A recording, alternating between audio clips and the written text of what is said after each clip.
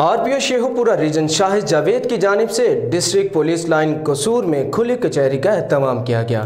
سائلین کے مسائل سنے اور موقع پر احکامات جاری کیے۔ مزید تفصیل جانتے ہیں طاہر طفیل کی اس رپورٹ میں۔